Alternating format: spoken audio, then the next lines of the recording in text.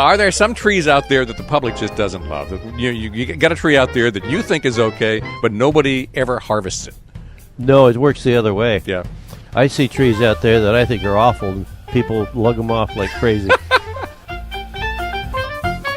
This is Bob Duchesne's Wild Maine, and we're talking Christmas trees today. What is your childhood memory? When I was growing up in the country, we just went out in the woods and cut a scraggly old balsam. Later, the family would climb into the Dodge Polaris station wagon, and we'd go down to the parking lot of a favorite charity and painstakingly pick out the tree we wanted to buy. Still later, we'd go to a cut-your-own place. I'm skipping right to that last one, because Maine has many Christmas tree farms. There's one near you, and you're probably thinking that growing trees can't be that hard. Millions of balsam fir trees grow without our help statewide. Well, hold on, partner. Nothing's ever that easy. Today's show is coming to you from Piper Mountain Christmas Tree Farm in Newburgh. Bob Duchesne's Wild Maine is brought to you by Hammond Lumber, Dysarts, EBS, and Napa Auto Parts. Jim and Norma Corliss have been married for 60 years. For more than half of that time, they farm Christmas trees in Newburgh. Jim and I are sitting behind the cash register in the Piper Mountain gift shop. So, welcome to the program, Jim. Thank you. It's good to be here. I visited, and I think I even harvested a tree like 14 years ago, and I remember thinking at the time, I like this Piper Mountain place. We like it ourselves, as a matter of fact. People come in here and say how happy they are to be here, or how happy they are that it's time again, and I say, well, it sure is happy for us, too. Well, when I started to think about where should I go for a Christmas tree program, I went to the Maine Christmas Tree website, or whatever that website is, and looked up who was close, and the Piper Mountain pops up, and I'm thinking, oh, yeah, I got to go back. That's a homey place, great trees, great people, great gift shop. So that's how I ended up here. How did you end up here? Well, it's kind of a long story, but I was transferred here by the FAA. My career was air traffic control, and we were happily at home in Vermont. I was working in the tower in Burlington, and all of a sudden it was decided by the regional office we had more people than we needed, and we downsized by 2. I was one of the last 2 hired. They gave me 14 places to choose from. We chose Bangor because the Air Force Base was just closing. That was fall of 1968. We happened to buy this place. It had 185 acres of land, including 30 acres of open land. And having been raised on a farm, I didn't want to see the land just grow up to brush. And somebody suggested Christmas trees. And have you ever forgiven them? Well, I think they died a long time ago. But we never intended for this operation. Yeah. It was a matter of not being able to say no to anybody. Well, let's talk about where you are so people get a reference point as to where we're describing. You're in Newburgh, not far from the Hamden line, on the Kennebec Road, or just up off the Kennebec Road. Well, we're closer to Dixmont line. It's only half a mile further to Dixmont going out the Kennebec Road. I tell people from Hamden who have never been here before to go about twice as far as they think they should, and it's another 2.7 miles. Yeah, that about sums it up. Yeah, it's funny. A lot of the Christmas tree farms are off the beaten track in the state. You have to know where you're going, but it becomes such a family tradition to do it every year that once you get used to a place, you just keep going back. We do a newsletter every year, and one of the standard things on the newsletter that I never change is a set of directions from Bangor, and the invitation, if you're coming from any other direction, to call ahead, and we can tell people how to get here. All right, well, that's off the Kennebec Road in Newburgh, not far from the Dixmont line. It's going to be a little further drive than you think, but it's going to be worth it because you're going to enjoy it when you get here. Now, we're in your store right now, which is technically, I guess, Country Spice Christmas Store? Well, no, it's the Piper Mountain gift shop. Gift shop, okay. Country Spice refers to our mail order. About 23 or 4 years ago, we had an opportunity to purchase a small mail order company called Country Spice Christmas. Okay. I don't particularly care for the name, but I don't dare to change it because people won't recognize the change. Yeah. And it's the same way with the Country Spice mail order brochure. I don't think it's especially attractive, but I'm afraid to change that as well. You have been growing trees here for 35 years. Is there any tree out there that's actually dates back to when you first planted it? Oh, no. No, they're all gone. Yeah. Not a single one. Okay. They would be, that tree would be 45 feet tall, probably blown over by a windstorm by now. Well, I saw one tree that looked big over here at the edge of the parking lot, but didn't think that was one of them. So yeah, that's a wild tree that had that's a spruce that just happened to be growing in what was then a pasture. Well, I have to ask you the financial equation of this, because I've always wondered, what convinces a guy to go into Christmas tree farming when you don't see a return for anywhere from 4 to 10 years? In my case, the fields, when we bought this place, were in a soil bank program, subsidized by the federal government. And I was not allowed to harvest anything off these fields for 7, 8 years. And it worked out real well. I got my last $500 payment in October of 1978 or 77 and harvested our first trees 6 weeks later. Okay. So this was a soil stabilization project originally? Yeah, it was a crop reduction program that we were producing more stuff than we were needed. Actually, it was for not planting corn. I had no intention of planting any corn and harvesting it, but and the other thing is with my work, which was a lot of shift work, evenings and midnight shifts, I was home during the day 5 days a week. I worked 2 evenings and a midnight shift, and at the age of 32, which I was then, I wasn't very good at sitting in the house watching daytime television. I'm getting better at it at 78 than I used to be. But I needed something to do to be outdoors, and that seemed like a real good thing to be doing. I was raised on a dairy farm, but I tell my dairy farmer friends there's more things to be done on Christmas trees than most people realize. But there isn't anything that has to be done to them at 5 o'clock, 365 days a year. Yeah, you don't have to go out there and milk them, that's for sure. Yeah. Now, is it all balsam out there? Any Scotch pine or? Almost. What else? We have a few Scotch pine for the diehards. Scotch pine used to be the most popular tree nationwide because it has a wider range of growing. It grows in more climates than any other of the usual species of trees that we use for Christmas trees. And a lot of people grew up with it. That's all we had at the very beginning, and we had people come and say, "Oh, I've been in Maine for 12 years, and it's the first time I ever had a chance to buy a real Christmas tree." They thought that of Scotch pine. And because growing up in New England, they didn't grow naturally here, really. Not well, much. No, they didn't. But most of these people that came those first 2 or 3 years were people that had moved here from areas of the country where that was the tree of choice. Yeah. But balsam is our tree. It grows here. It loves it here.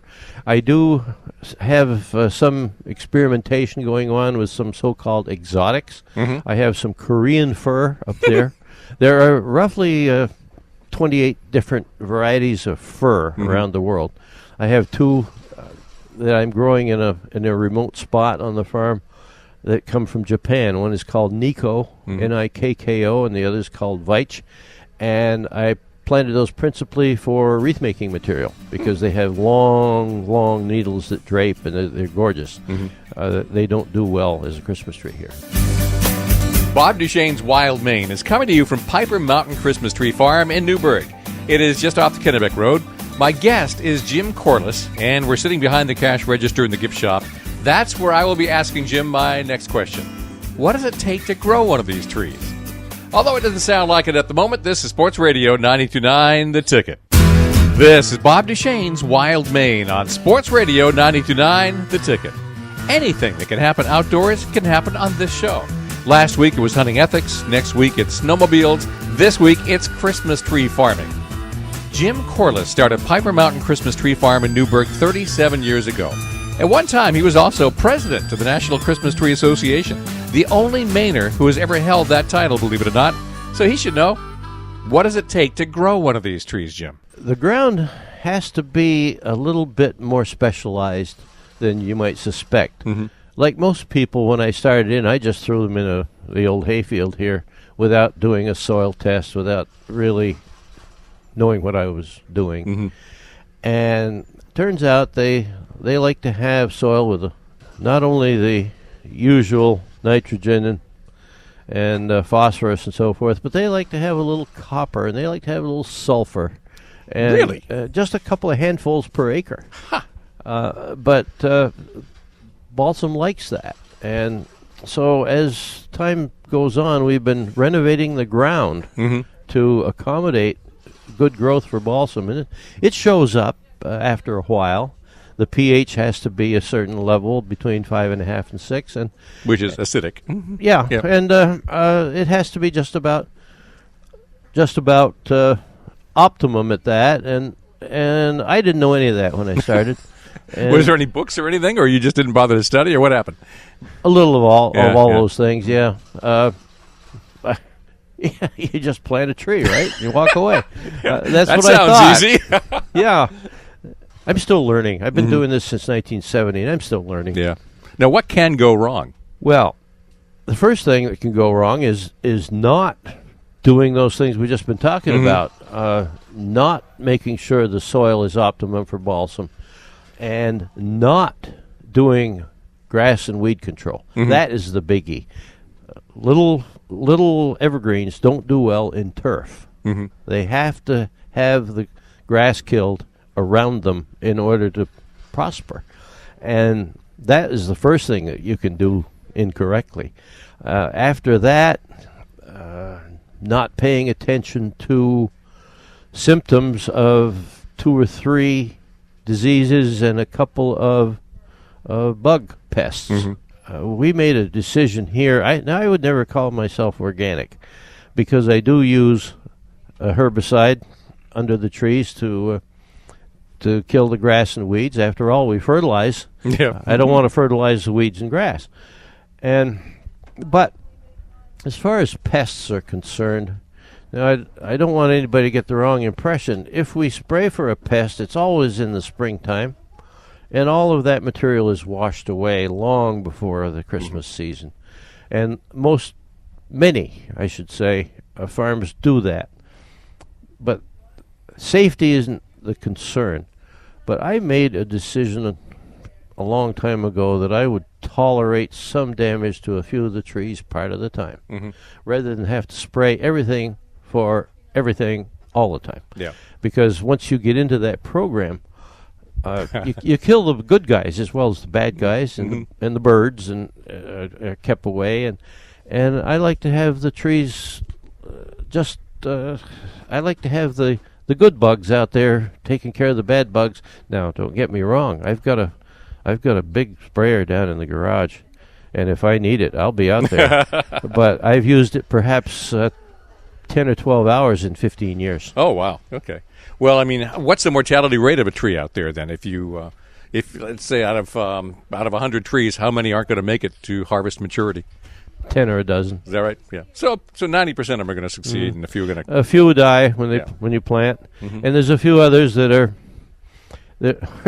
One of the similarities, I think, between Christmas trees and people, some get better looking as they get older, and some don't. Do you ever weed out the bad ones and say that one's just not going to make it? That's wasting space. Yes, and we do it too late. Because I'm an optimist. Yeah. And I look at that ugly tree at 4 feet, and I say, oh, we're going to be able to make a nice tree out of that. At 6 feet, I say, well, a little more work, and we'll have a nice tree when it's 7.5. At 7.5, I look at it and say, why do I waste my time? So then it goes in the burn pile. Yeah. And by that point, how old is it? You've got how many years? Oh, 7 or 8 years. Yeah. Okay. Well, how often do you prune them to get to the Christmas tree shape? Every year. Yeah. We start when they're about waist high. And it's very much like giving them a haircut every year. And we try to get the shape on them early in that period of time when they're about 4 to 4.5 feet tall. We create that shape. A lot of them want to spread out around the bottom. And we're looking like, I tell the people breaking in, shearing, should look like an upside-down ice cream cone. Yeah.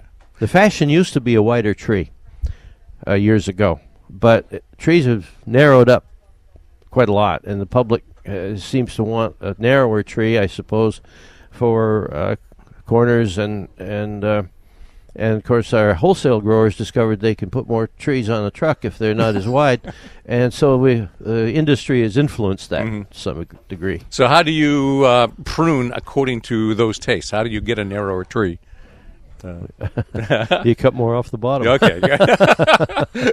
Yeah. Yeah. I know I'm asking dumb questions because I don't know any smart ones. But do you see the change in fashion out there? Because people are cutting their own trees. Sure we do. So they go out there, they choose the tree they want, and you can watch that trend by what people are self-selecting. Yep. And one of the things that we do, I'm the superintendent of the Christmas tree and wreath exhibit at Freiburg Fair. Mm-hmm. And one of the things we do down there is we leave the first 2 days of the fair after the judges have judged. We leave the ribbons off the trees.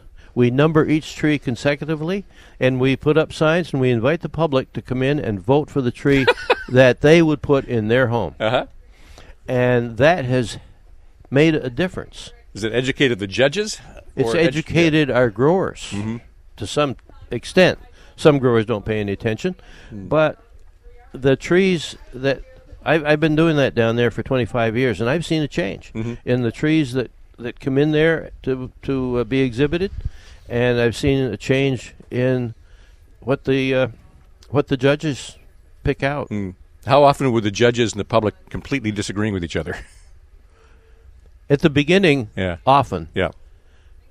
The last 5 or 6 years, hardly at all. Because judges, I would think, would have been going by whatever standards they previously had in mind, and as the taste changed, they didn't catch up to it as fast as the public did. Well, we have a judging sheet. Oh, it's been massaged a little over the years, different amounts of points for different parts of the tree, and come on. so how do you judge a tree? I mean, well, you don't walk up to it and say, this is the one I like best. Yeah. With the tree, if I had a judging sheet here, we could really get into it, but I don't think you need to. But we're talking about, debris in the tree, dirt in the tree. And a bird's nest is considered to be debris by the judges on the sheet. Any evidence of pest damage or disease damage, those are easy ones. The handle of the tree at the bottom has to have 1 inch of clear handle for every foot of height. And if a 7-foot tree has a 6 3/4 inch handle, you lose 10 points. It's that It's that technical. The top has to be not too long, not too short. Have its needles instead of being needle-less, and it goes all a good color, a hole someplace.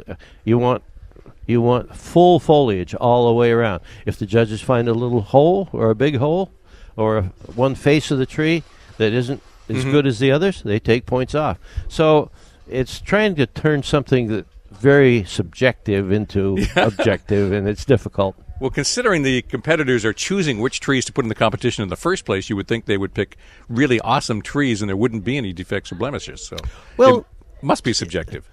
Well, yes and no. It's almost impossible to get a tree that is that good. We had one in the contest last year that was as close as we've ever seen. It was very nearly perfect. Did it win? Oh, yeah. Okay. Interestingly, it did not win the People's Choice. Oh, is that right? No, it didn't. No. I think that people sometimes pick the tallest tree down there. We try to tell them it's the tree you'd want to buy for your home. But invariably, they're attractive to the tallest one, whether or not it would fit in their house. Yeah, I can never figure out how to get the angel on top of the tall one, so I've never gone that direction.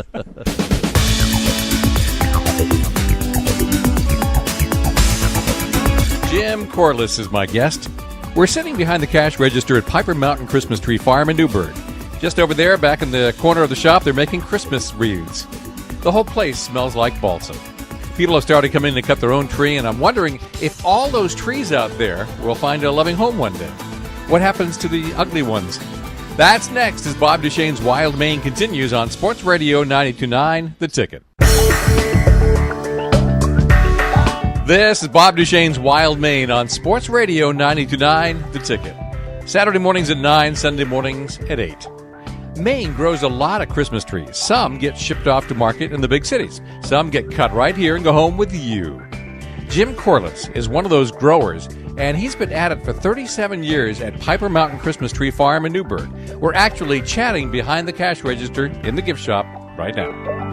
Now, are there some trees out there that the public just doesn't love? That you got a tree out there that you think is okay, but nobody ever harvests it. No, it works the other way. Yeah. I see trees out there that I think are awful, and people lug them off like crazy. That's funny. Let's talk about Christmas tree selection to begin with. Obviously, if you come here and cut your own, it's going to be a fresh tree. But Absolutely. if you go to a dealer in a parking lot somewhere, you don't necessarily know exactly where that tree came from or how long ago it was cut. Well, there's something that a lot of people don't realize. What we do is we cut dry trees. Mm-hmm. You see, most of the moisture in that tree, as soon as the cold weather happened, that moisture went down and into the ground. Mm-hmm. If it had not, and a morning like this, it was 2 below zero here, those needles would all explode, you see. Mm-hmm.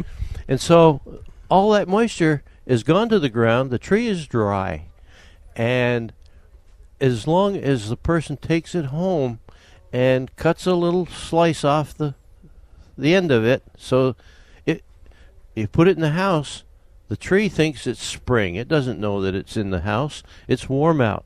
So it starts to draw the moisture back up that it would have done in April if it was still out in the field. Well, it doesn't have roots. It draws it right out of the water stand.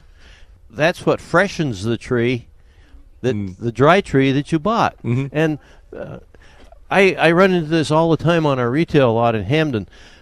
People say, when were these trees cut? It makes no difference as long as they were cut after some cold weather happened and the moisture left. If we'd cut them when they're full of moisture, that would be a different problem. So really what you've got is a tree that is in a dormant state. When you bring it inside, suddenly it comes alive, and that starts to draw moisture. So the perfect word. Yeah. You hit the perfect word, dormant. Mm-hmm. Yep. So you're okay until you get it inside, but once you get it inside, you better have done something right with it. You better water it. And I have got to think a lot of people don't think about cutting off that bottom quarter inch or whatever to get a fresh dose If they of cut water. the tree and take it right home and get it into water, they don't have to do that. If they do that here. Yeah. Sure. But if they get it on a lot somewhere where it could have been cut for, let's say 3 weeks ago and dormant, you got to cut off that bottom piece in order for it to draw moisture. Probably. Especially if the tree's been warm at all, because it will form a little seal. It's a cut flower. Yeah, right. Really. Yeah. It's the same thing as a rose in a vase. If that rose runs out of water, you've got to recut that stem. And a Christmas tree in the stand that runs out of water, nobody's going to take the decorations off and take it off the stand and recut it to draw water. Right. That's why it's so important to make sure it doesn't run out. Do it right the first time. Is there any rule of thumb about how much water should be in that base down there so you don't run out or make a mistake? It should be full always. Kids come here on school tours, and they're usually first graders or kindergartners, and I tell them one of their jobs is to make sure that their tree has plenty to drink, because it gets thirsty just like us. And if they see that the stand even has a little space in it, they should tell one of their parents. And if the parents don't fill it, to go get a dish and fill it yourself, and if your mom gets angry, just have her call me. Have these stands evolved over time and gotten better? Because no question about it. Yeah. One of the many ways that the industry has tried to make the use of a real Christmas tree the best choice is to provide stands that do hold a lot of water. When I was a kid, we had a spruce Christmas tree in our schoolroom, oiled floors, coal heat, and it was nailed on a couple of cross boards. It was dangerous as all get out. Yeah. But now there's no excuse for having a stand that won't hold at least a gallon that's accessible to the tree. Yeah. The reason I bring that up is because so many people have been using the same stand since their mother passed it down to them. In my case, my 85-year-old mother still uses the same stand that I grew up with when I was a toddler. It holds like no water. Yeah, that's a very, very dangerous thing. Yeah. There used to be some old wives' tales about what you should put in the water to help with the process, and I forget what some of it was. Aspirin comes to mind. I don't remember if that was true or not. You can hear all kinds of formulas. Yeah. And the best thing to do is just keep it full of water, and there is anecdotal evidence that hot water works better. Really? And that's because the tree able to draw that up a little bit easier, and it keeps the openings open. You've picked up a tree in a parking lot, let's say, and you tie it to the roof. Can you make any mistakes there, or is the tree going to handle it? Well, the first mistake is to put it backwards. If you're going to drive any distance, you want that butt forward. And if you put it on backwards, the wind can get into the tree and more chance of breaking the cords that are holding it to the top. If you're going a long distance, we've had people stop in here, get a tree, and going to go to Virginia. And what we do in that case is we wet down several paper towels and apply it to the butt of the tree, and then get a sandwich bag and put it over. That way the wind won't be blowing against that open cut on the tree and keep that wet, and it'll draw some moisture as it goes. Do you see people driving out of parking lots with the tree pointing the wrong way very often? Or yeah, I saw it here yesterday. One of my new employees didn't know the difference. Oh, really? Yeah. Do you ever add any smell? No. I wouldn't think so. I was pretty sure you'd say no, but I had to ask. Does anybody? No. No, okay. You certainly don't need to with balsam fir. Right. It has the most Christmassy aroma, I think, of any tree. There are a couple of species. In fact, one of those that I referred to earlier, one of those Japanese species, smells like tangerines, and that's kind of unique. Yep. Is there a period of the year where you're not doing anything? Well, January and February and March are pretty easy, but in January, look around here and look at all this inventory in the gift shop, and to the uneducated eye, such as yours and mine, it doesn't look like there's hardly anything gone, but my wife and daughter assure me that some things are sold out, and you see, my role in the gift shop is to look at everything they buy. And anything that I see that I think is particularly ugly or bizarre, they order double right off. That's what I know about the gift shop. And in January, this all has to be taken down and repacked and put under the counter. Oh, my word. Can you imagine? And I do help with that. My daughter, our daughter, is primarily responsible for the gift shop, along with her mother and her sister, and so that gets done in January. We go to a couple of Christmas tree growers meetings. There's a national meeting in February. When I was a director of on the national board, we had to go someplace in January, and we have a meeting at the Ag Show in Augusta, and that's my wife Norma walking by. Hi, Norma. Hi. It's a great radio show so far. I'm guessing you don't usually have much trouble getting him to talk. We're talking about Jim Corliss. He and his wife, Norma, have been married for 60 years. Together, they started Piper Mountain Christmas Tree Farm 37 years ago. Jim later became president of the National Christmas Tree Association. That even got him to the White House for a photo op and chat with President Bush and First Lady Laura Bush in the Oval Office. We've got so many tree growers in the state, it is sometimes hard to remember that other states are doing it too. That's next when Bob Duchesne's Wild Maine returns on Sports Radio 92.9, The Ticket.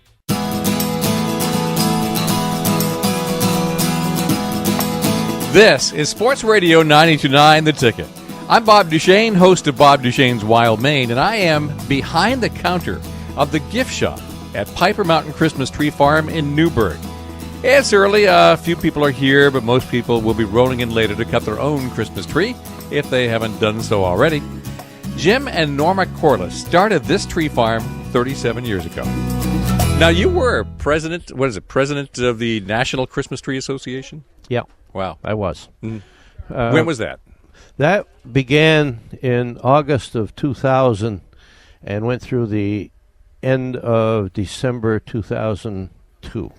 What regions of the country actually do grow Christmas trees? Surprisingly, almost every place has, even you can find a Christmas tree farm in Arizona. You can find lots of them in Florida.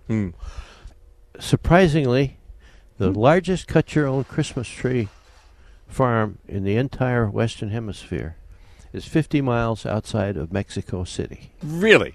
Yes. Yeah. That comes as a surprise to most people, including Christmas tree farmers. Now, what did you have to deal with for national issues as president of a National Christmas Tree Association?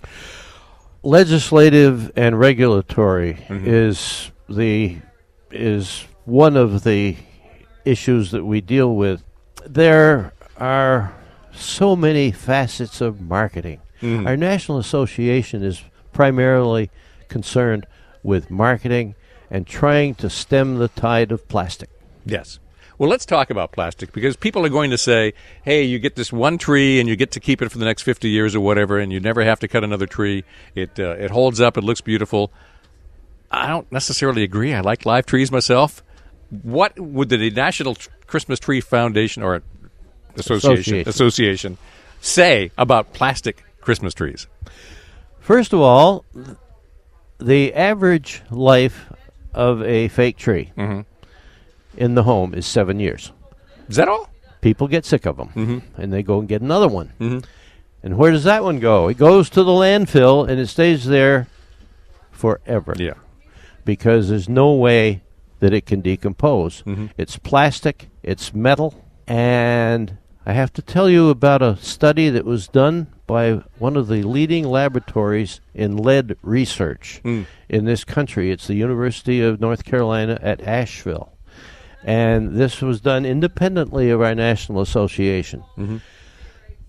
The result of that study, they reported that if your fake tree is more than 6 or 7 years old, they recommended that no children be present when that tree is being put up or taken down, and that time around near the tree for young children should be limited because of the lead residue that is shed from that plastic. And we hoped that story would get some legs and get to be known around the country, but it did not. And so that's one thing. Yeah. What is the future of Christmas trees? Oh boy. Yeah, I'm going to pull up a chair. You just go ahead. Yeah. Well, we have been losing market share since late 60s, early 70s. You know, this whole thing started when somebody took a couple or half a dozen toilet brushes and made them different colors and stuck them on a piece of tin and said, fake Christmas tree. And they've been getting better and better and better, and they've been advertising more and more and more, which our industry has failed to do. The short story is that in the 1960s, we were selling as an industry approximately 30 million real trees, and our market share was 95%. Now, as the 70s and 80s went by, we are still selling 30 million trees, but our market share was going down 1 or 2% every year, and the industry failed to recognize it. And the reason was that all of the baby boomers were coming along and starting families, and if we had kept up with our market share, we'd have been selling 55 million trees.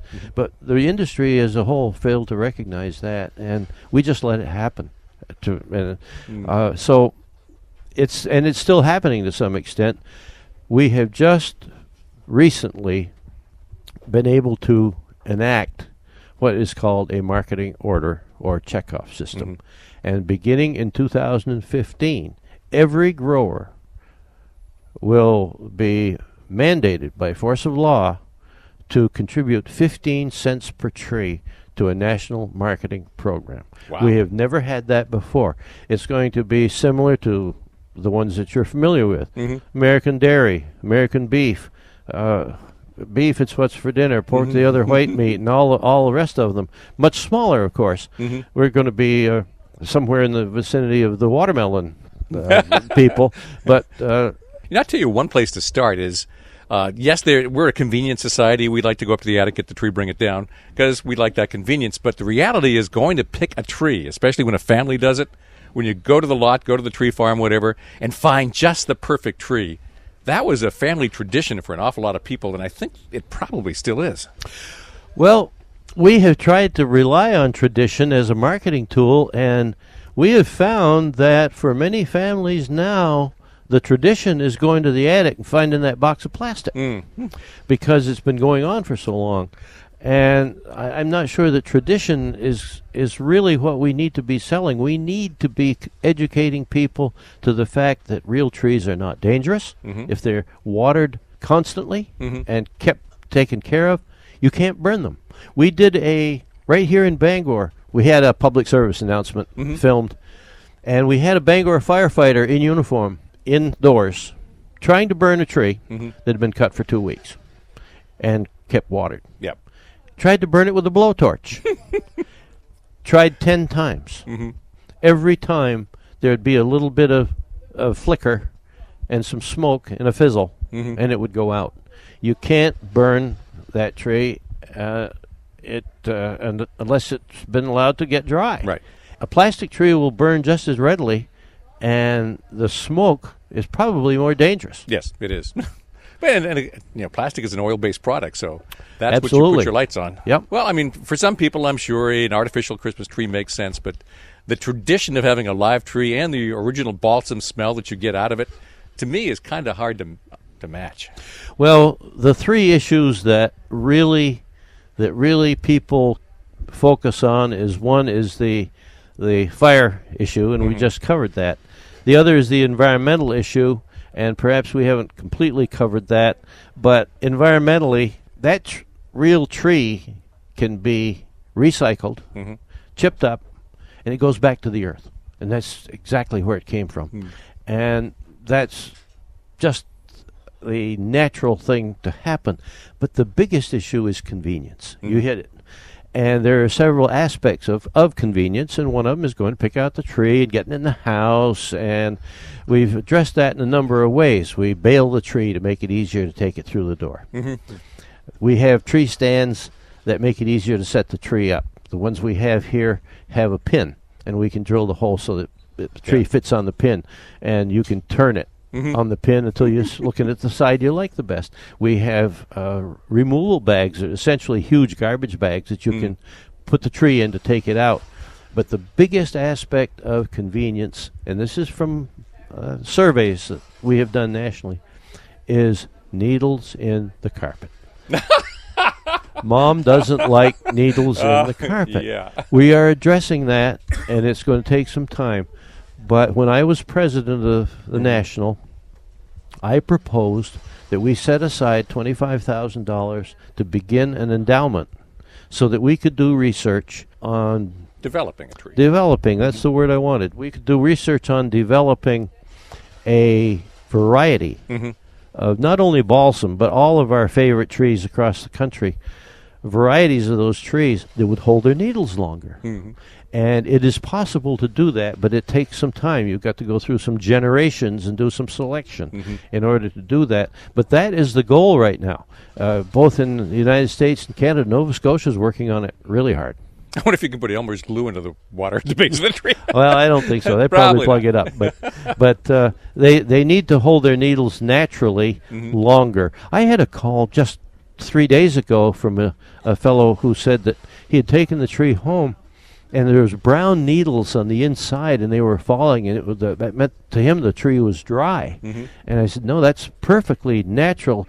The balsam fir only holds its needles for 3 or 4 years at the most, and then those older needles in the fall turn brown and fall out. We had a warm fall, so that process took a little longer this year, and some of the trees still have needles in them, and there's nothing wrong with that tree. And he said, well, my wife doesn't want the tree anymore. And I invited him to take it back, and of course we'll sell it to somebody else that understands the process better. My guest is Jim Corliss. Bob Duchesne's Wild Maine is happening at Piper Mountain Christmas Tree Farm in Newburgh.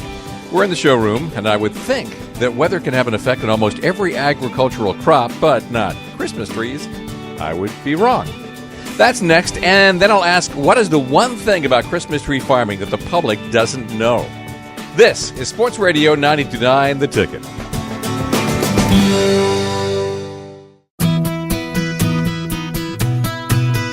You're listening to Sports Radio 92.9 The Ticket. This is Bob Duchesne's Wild Maine. And this morning's show is happening in Newburgh, where Jim Corliss and his wife Norma started Piper Mountain Christmas Tree Farm 37 years ago. We're on the Kennebec Road right now. You can cut your own here, or you will probably enjoy the wreaths and Christmas gifts in the shop, which is where we're actually sitting at the moment. Is there anything that happens during the summer weather-wise, like too much rain or something, that affects how your season's going to go and the quality of the trees? Well, sometimes. We had a real scare a couple of years ago. We had a very, very wet June. Oh, God, do I remember that one. Yeah. Well, I didn't know, and I kind of blindsided everybody in the industry around here.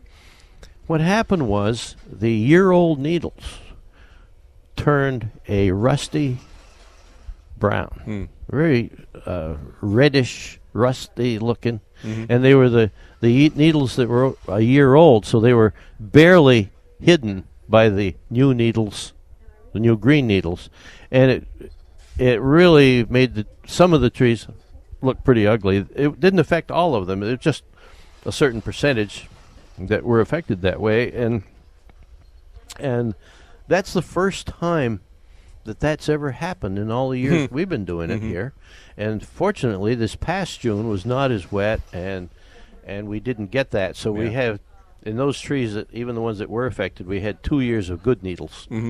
Well, I guide for bird watching, and I do tours, especially in June, and that was the June from hell. Yeah. There was no day I wasn't putting on a raincoat and binoculars. Yeah, we did, and we didn't know what was happening to us. Now, is there one thing that if people knew about Christmas trees, they'd be shocked? Is there one big secret out there the public just doesn't know about the Christmas tree business? Most people still don't realize how much work goes into it. I have dairy farmer friends that I tell them, when you start telling folks the fact that, well, here, as soon as the snow is off, we have to go through the entire farm and recut all those stumps because people cut them at all heights. And so we got to be up there with a chainsaw, up and down the rows, cleaning that up.